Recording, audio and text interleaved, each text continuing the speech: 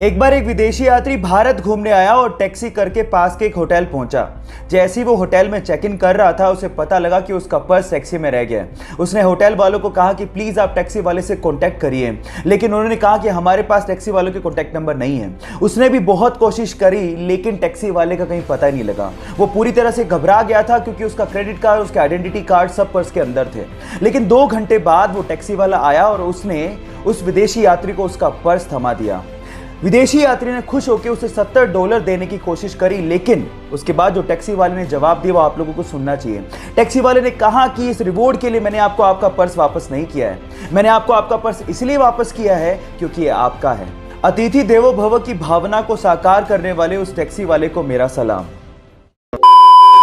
2016 में ऑस्ट्रेलिया से मार्क नाम का एक लड़का अपने पिता को लेकर जैसे ही हिंद महासागर में मछली पकड़ने के लिए पहुंचा तो कुछ दूरी पर उन्हें पिंक कलर की बॉल नुमा एक बहुत बड़ी सी चीज दिखाई दी। शुरू में तो उन्हें लगा कि शायद कोई नाव पलट गई है, लेकिन थोड़ा पास गए तो समझ में आया ये नाव तो नहीं है, लेकिन बहुत अजीब सी चीज थी। लेकिन जब बिल्कुल पास पहुंचे तो उन्हें समझ में आ गया था कि व्हेल की डेड बॉडी है।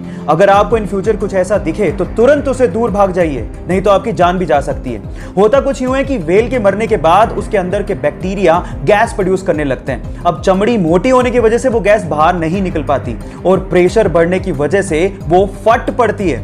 अब अगर ऐसा कुछ दिखे इन फ्यूचर तो सावधान जरूर रहिएगा। आपके प्यार की हद कितनी है? आंसर देने से पहले कहानी जरूर सुन लेना। यह बात 1970 की, जब स्वीडन से एक टूरिस्ट से एक इंडियन आर्टिस्ट को पहली नजर में प्यार हो गया। उसके बाद वो एक दूसरे को डेट करने लगे और फिर शादी हो गई। लेकिन कुछ कारणों की वजह से उस लड़की को वापस अपने देश लौटना पड़ा। लेकिन उस लड़के ने कहा था कि हम लोग एक दिन फिर से मिलेंगे।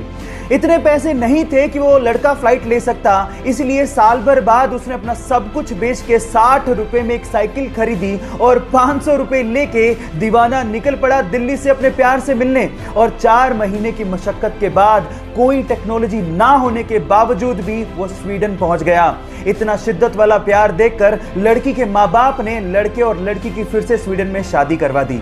है ना जुनूनी बात? आपके प्यार में कितना जुनून है चैट सेक्शन में लिखने मत भूलिएगा।